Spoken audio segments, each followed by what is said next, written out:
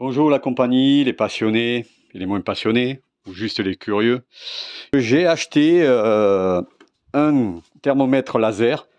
C'est un Laserline que j'ai payé 51 € dans un Weldom. J'ai lu avant les avis, bien sûr, comme toujours, moi, et il est plutôt très bien noté, hein. Il a une précision à 1 ou 2 degrés près, donc c'est largement suffisant pour l'usage que je vais en faire, hein, sur, vous avez compris, le moteur de ma Clio 2 RS Mini Cup. Le F4R. Donc je l'ai acheté. Pourquoi? Parce que pour les plus anciens suiveurs de ma chaîne, vous savez que j'avais une petite sonde qui était soudée sur l'ancien bac carter moteur, hein, et qu'il y a à peu près 1 an et quelques, j'ai dû changer le bac carter moteur qui se fendillait. J'en ai donc récupéré un d'occasion qui n'a plus ce trou fait sur mesure et la sonde soudée sur le côté, comme m'avait fait un garagiste il y a un paquet maintenant, 8 ans, 9 ans. Donc du coup, depuis, je le monte pour avoir la température huile sur le manomètre intérieur à la place du bouchon de vidange. Et comme c'est une sonde courte et le pas de vis est un peu court, malgré tout ce que je peux y faire, des bandes Teflon et compagnie, ça suinte. Je me rends compte après chaque journée, alors c'est pas énorme les quantités, bien sûr perdues, hein, je risque pas de perdre mon moteur, hein, mais ça suinte. Donc du coup, j'ai décidé de m'en débarrasser. Je vais remettre un bouchon classique qui ne suinte pas, hein, et donc du coup, perdant la donnée température, et moi je tiens vraiment à attaquer sur circuit en ayant la bonne température, même si je ne pourrais pas la surveiller en live, mais bon, ça me permettra aussi de la vérifier après. J'ai acheté ce fameux thermomètre, quoi. Donc là, j'en ai profité suite à un petit problème que j'ai rencontré lors de ma dernière session, de mon roulage de samedi dernier. Vous pouvez voir la vidéo, normalement je vais afficher le lien en bas, en haut à gauche, à droite, pardon, de la vidéo, là, elle doit apparaître, et dans la description et un message épinglé, pour ceux que ça intéresse. J'ai voulu faire des tests depuis dimanche pour voir d'où ça venait. Ben, plus rien, quoi. Je sais pas d'où ça peut venir, parce que j'ai aucun problème à l'usage sur un petit circuit fermé. Je vous mets aussi la vidéo pour lequel je l'ai fait, là, au-dessus, à droite. Et le problème que j'ai rencontré lors de cette dernière session, au bout de 2-3 tours, hein, donc des ratés ou des coupures d'alimentation pour certaines d'injection à partir de 5000-5500 tours, je ne les rencontre plus. Là, je monte tranquillement et tout. Donc, j'ai voulu quand même du coup refaire les compressions cylindres. C'est pour ça que vous voyez ce barda là fait. Ben, écoutez, elles sont toujours très bonnes, hein, entre 13 et 13,7. Hein. Ce qui est pour un moteur de litre Admo 16S de 21 ans passés, de bientôt 178 000 km, donc 8 ans de circuit tous les mois, excellent. Hein. Donc il n'y a aucun problème constaté, aucun problème pression d'huile, aucun problème compression cylindre.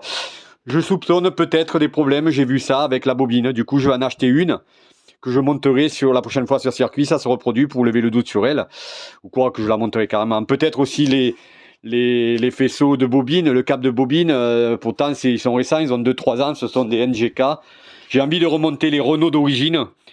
Il n'y avait pas de problème constaté avec eux, hein, ils me paraissent plus sûrs, mais c'est juste que vu qu'ils étaient assez anciens, hein, il y a 3-4 ans, j'avais voulu les changer.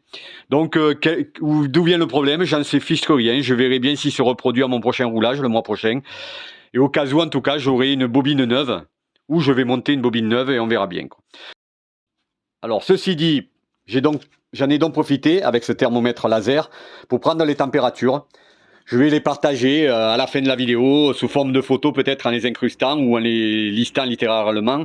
Mais avant, dans la vidéo, je vais vous montrer où je les ai pris. Naturellement à chaud, au niveau du manomètre de température d'huile qui était donc sous le bouchon, la sonde, hein, à la place du bouchon de vidange.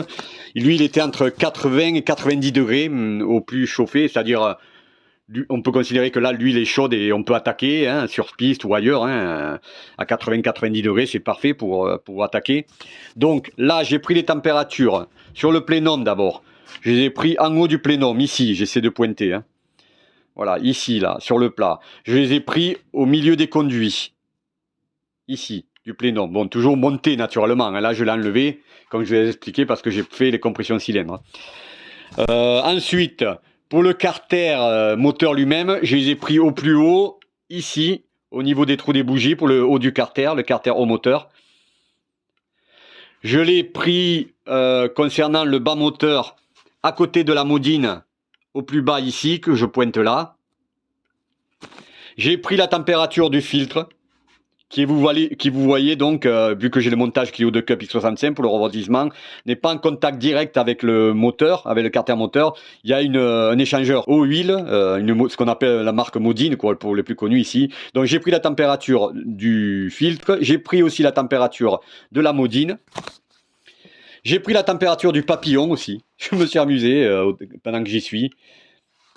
Et même j'ai fini par la température, alors ici, là c'est moins évident, voilà, du carter haut de la boîte de vitesse, qui naturellement se chauffe moins vite que le moteur, et se chauffe par capillarité en fait. C'est le moteur qui lui transmet la chaleur, hein, les calories, sachant que la boîte de vitesse c'est juste un bain d'huile. Il n'y a rien en mouvement, enfin il n'y a rien qui chauffe autre qu'en externe. Hein. Et donc voilà. Je vais prendre une photo sans doute, je vais incruster les températures à chaque fois, des fois que ça soit utile pour ceux qui n'ont pas de manomètre et qui veulent malgré tout les prendre via un thermomètre laser. Donc sachez que moi je l'ai fait avec ce Laserline Thermspot One qui est très bien noté. Allez, portez-vous bien et à bientôt.